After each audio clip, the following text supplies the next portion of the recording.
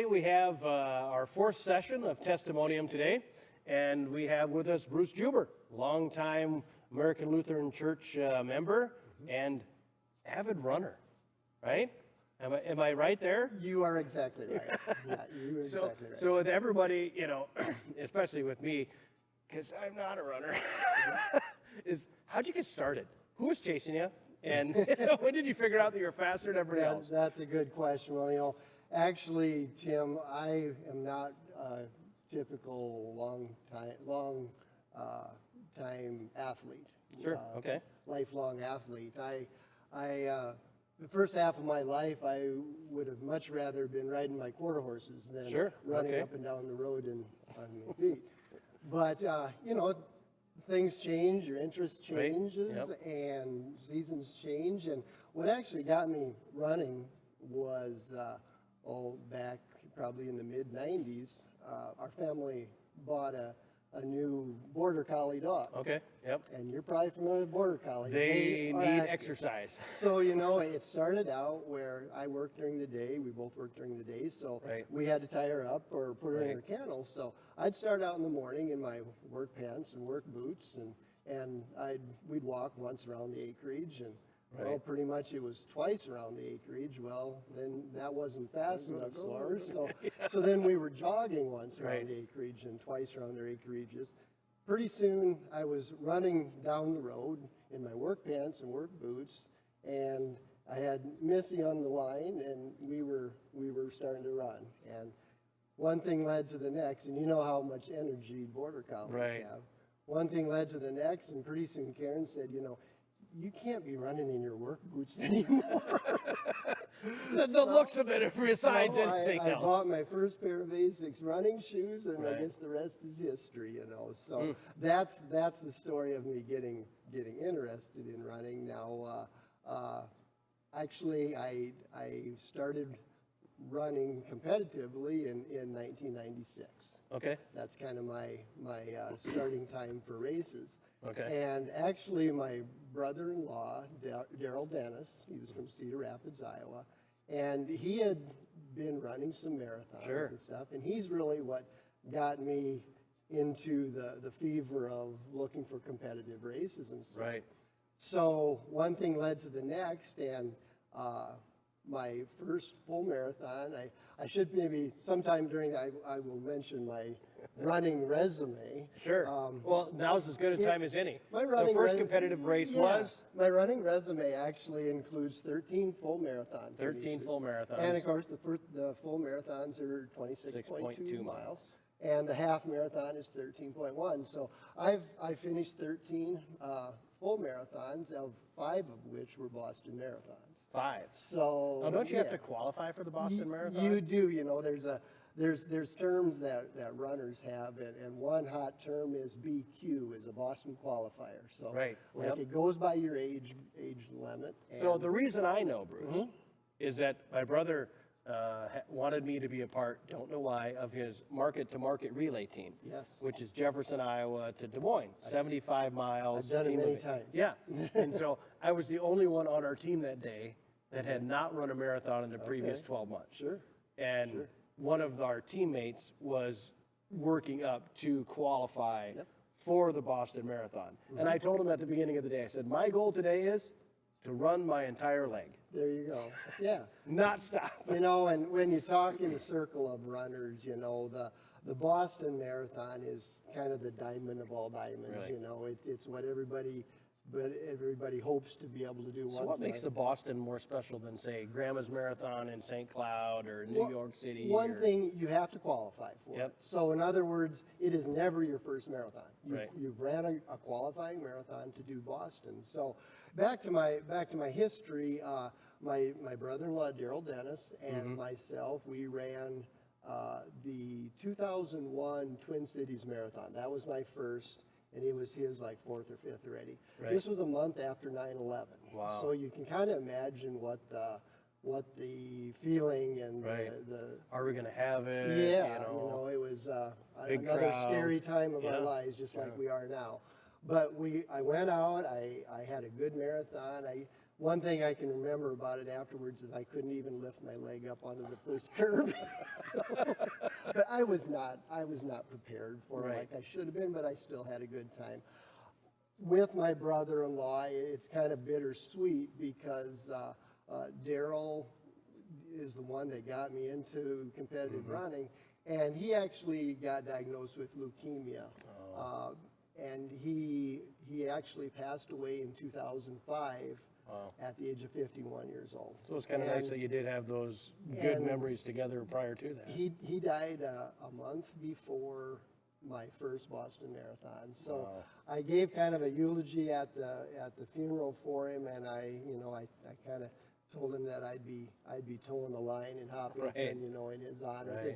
Because unfortunately Daryl never got to run in Boston, but it's something to shoot for, and I'm proud of the Bostons I've done. That's pretty. It's one of those things that if you've trained for an event, and I can say I did not train as much as I should have for my market-to-market relay, but there's just something that's, and that gets to the point of, the spiritual aspect of it. There's some that talk about the runner's high and stuff like that, but if and I don't know about you, but in that moment when you're at your limit, and physically, it is. I almost think that sometimes you're open spiritually a little bit. Your defenses are down, and you become pretty raw.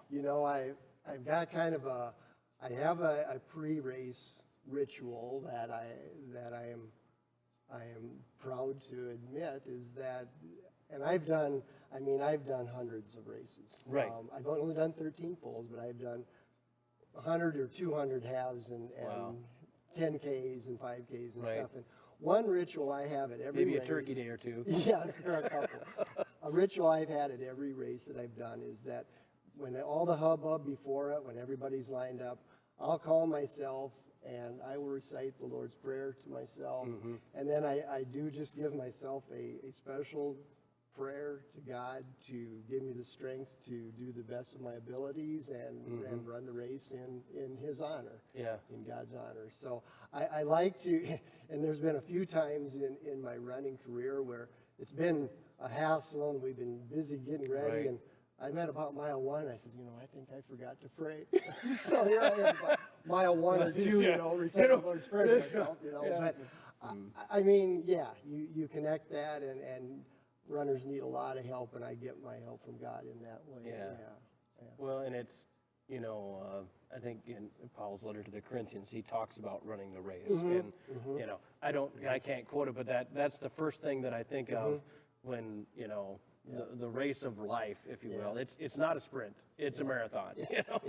And we've been using that term a lot, but you talk about you're seeing God when we're running and stuff, and I've got a couple other instances, but one thing that if anybody knows me, that they know that I'm a huge Forrest Gump fan. Okay. I can recite any quote out of Forrest Gump. It is my favorite movie. But there is a scene in Forrest Gump where he's on his 3-year trek across the United States, and he's running in the morning early, and it's a beautiful sunrise, and as the only Forrest could say is that the morning was the scene was so beautiful that I didn't know where heaven started and the earth finished. You know? So I've had I'm always a 5 a.m. morning runner. Okay. And I literally have had hundreds of mornings like that where I'm out in the country and I'm looking at that eastern sky and I says, this is really what Forrest Gump was talking about. Because it is in God's splendor, it is amazing. That what you see. And now I can confess that I'm not always a morning person, but there's not everybody is. No, but having, especially in my world, my job where I've done a lot of driving, and you go from the darkest part of the night, in that 4 o'clock hour, and then all of a sudden it just starts to peak up, and then it can just, there's times where you just have to stop. Yeah.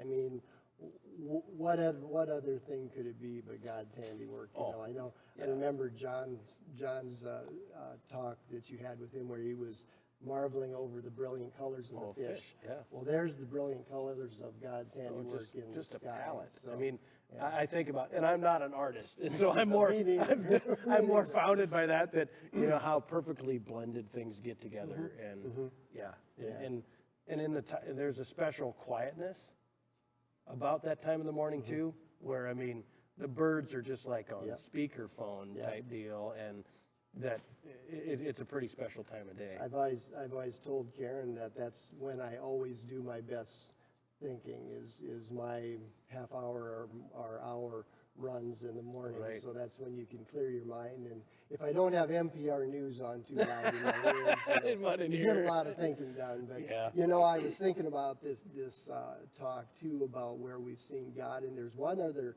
instance that I wanted to share with you, and that was probably 5 years ago. I was doing the Chicago Marathon. It's held in the fall, and that was not my first marathon, and so I was at about mile 7, and it's a big race. I mean, it's what is it? Don't you run the shore? The Lake Michigan shore a little bit? You end up on the shoreline. Okay. It's from Grant Park, and actually my son and his wife were living in Chicago at the time. But anyway, the Chicago Marathon, I was at mile 7, and all of a sudden I just took a swan dive. I was on the ground, laid out flat. And I can't, I don't know what I tripped over, whatever. There, out of nowhere, there was this gal beside me. She was helping me up, and she wanted to know if I was all right, and I took inventory, and I was okay, a little bloodied, but I was all right. And that gal, she was from Toronto, Canada, and she ran with me for the next 10 miles. Wow. And she just chattered to me the whole time. And you know what? It kept me from feeling sorry for myself. Right. Because, my knees were bloodied and my elbows were bloodied, and I was wanting to quit. And she just sat there chattering to me, and just like, she was telling me about all the runs she'd done. And, and like mile 18 or something, she disappeared. I never saw her again. But I'll tell you what, you talk about, it was almost like the Road to Emmaus story we've had, or the Good Samaritan story we've heard about, where something just happens. She picked me up, she got me my mind in the right position, and then she was gone. So I ended up doing a 3:30, 1:30, and qualified for Boston from that. Wow. And that little angel was beside me that day. So wow. It's a neat thing to so think about, your BQ involves a face plant at mile 7. Yeah. And who knows what happened? I don't know what I hit or what we'll never know. But it's kind of funny. But Well, you got humbled. I did get humbled. Yeah. But So what other, your favorite race story to tell? Was that the favorite one, or do you have? No, that's kind of a debacle. That one is. But, I've got a hilarious debacle that I want to tell, but I want to give a little shout out for an event that I've been involved with in the past, and I haven't done it the last couple of years, but it is a relay run in Iowa called Relay Iowa. Okay. And it was started by a gentleman by the name of Bill Raines down in Iowa, and it is a fundraiser for an orphanage in Africa. Okay. I believe the charity is, I'm going to quote this, but I think it is Restore Hope International. Okay. And that sounds right. It's a I've heard that fundraiser for an orphanage in Africa, and what it is we start at Sioux City, Iowa, on Friday morning, and we run straight through 24 hours a day. Okay. Kind of like a Ragnar event. Yeah, almost. exactly like a Ragnar. Only this is a little more slack than Ragnar's. You got to be Pretty here, intense. here. Yeah. This is you can run what you want, but we had teams of between 7 and 12 people. I was usually on a team with. I've got a bunch of buddies about my age that were about a team of 7 or 8, and we run from Friday morning. We end up in Dubuque, Iowa at... Wow, so pretty much all across Iowa. Exactly, yeah. And we run to Dubuque, Iowa, and we finish up there Sunday morning. And it's just... You said Friday morning or Friday night? Friday morning. Friday morning, so roughly 72 hours. No, 48 hours. 48 hours. Yeah. We usually do it in about 48 hours. And it's not really a race, but I mean... How many miles is that? 339 miles. Yeah. But it's... I've driven it a ton of times. Yeah, but I mean, when you're done, you feel like you've accomplished something, not only from the camaraderie and the people you meet along the way, but knowing that your money that you spent goes to a tremendous cause. Right. The same way with another race that we love to do, and that's a local race here in Sioux Falls, the Sioux Falls Half Marathon and Full Marathon. Sure. That is a fundraiser for the Children's Miracle Network. Okay. And of course, with my son and daughter in the NICU business in the hospitals, and that is a pretty dear to our heart event too. We try to do that every year too. So I have to share my market to market story. Yeah. So it's a 75-mile race. And we're Done it home many times. Yeah. Maybe I was there the year. Yeah, could have been. So I get home on Sunday, and we're having supper, and the kids ask me, "How was it, Dad?" I said, "It's a blast. There was people in costume and stuff like that." Yeah, they did. And Chris asked me, said, "Did you dress up?" And I said, "No, I didn't." And Kendrick says, "Yes, you did, Dad." And I was like, "No, I didn't wear a costume." He says, "Yes, you did, Dad. You went as a runner." Yeah, and that was out of text to you, maybe. Yes. Yeah, that Relay Iowa started, when we started doing it, it was like 3 or 4 teams.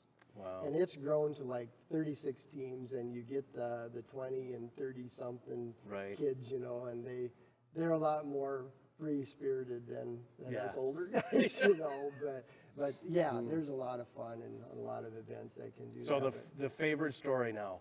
Okay, and this is the craziest thing that ever happened either, but it was 1993 or 94. It was my second full marathon I was going to do.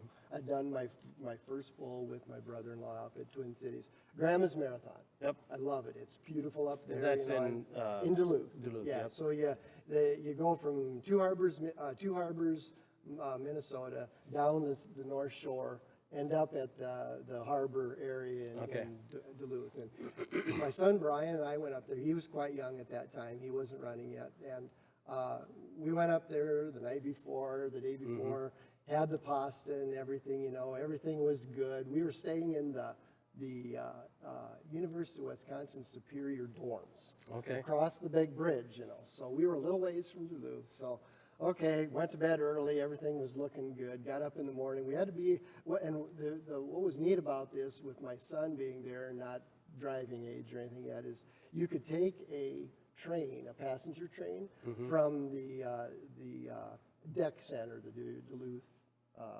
Convention Center.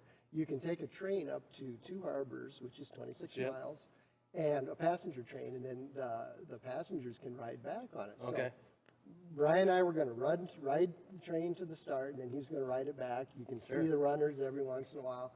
Everything was good. We had to be there at 5:30 to get on the train. Well, at 20 after 5, we drove into the parking lot at the deck center, and I forgot my train tickets.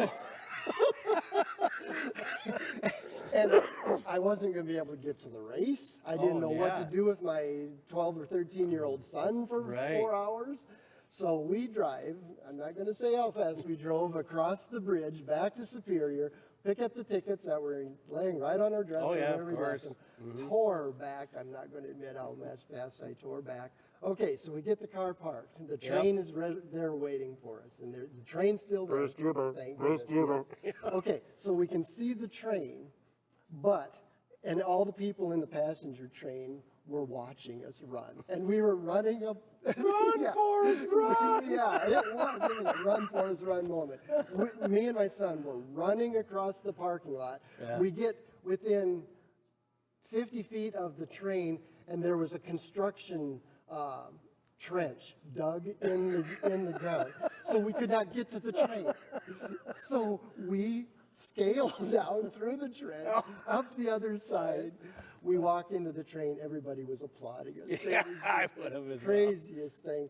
So, you know, we got on there, I got settled down, and I ended up having a fantastic race. I mean, I did maybe within a minute of my personal best time. Wow. And I just sprinted across. So that is one of the craziest things, besides all the things that you can imagine that you could run into when you're doing a 48-hour race in the middle of the night and stuff. Oh, you know, we've encountered the skunks and the coyotes and the dogs and everything else. I have a couple dog stories to tell too, but that'll go for another time. Yeah, that's another time. But Well, this is awesome, and wearing the appropriate Boston Marathon attire today. you know, I thought I had to do that. Yeah. You know, I've actually got a coat from. I did them in 2005, 7, and 9, and then I had kind of a hiatus while the kids were in school and with their business, and then the last 18 and 19, I did Boston, and my wife and I just had a tremendous hardship getting there both times. If you remember, 2 years ago, it was the blizzard. Okay. We had to leave a day before, flew out there a day before, that was fine. Once I got out there on that Saturday, the Saturday storm in Worthington, Minnesota hits there on Monday morning. That's when the Boston Marathon starts. 34 degrees, 2 inches of rain, and a 45-mile-an-hour headwind. Nice. I finished under 4 hours, 3:59. And then last year, it was just as bad. We had the ice storm right before Boston. We had canceled our tickets and everything because our electricity was out. You know, you live on an acreage, you know what you get the sump pump running and stuff. At midnight, I look out and all the lights were on. They had brought the lights back on. So unfortunately, I went by myself. Karen stayed home to tend to the electricity, but I'm glad I got there because, you know, that probably will be my last full marathon that I do. Yeah. So That's awesome. Well, thank you so much for joining us today and sharing a little bit about your passion and where Christ finds us and where we find him and things that we do. And could you close us in a prayer today? yeah, I'd love to do that, Tim. Gracious Heavenly Father, we just thank you for being by our side as we run this marathon race called life. Be with these ultra marathoners, the doctors, the nurses, and the healthcare providers that are battling this COVID-19 disease.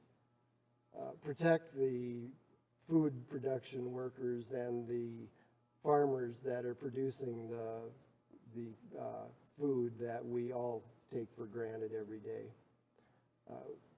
Help live our lives with compassion and kindness, because everybody that we are encountering these days are fighting their own struggles in these uncertain times.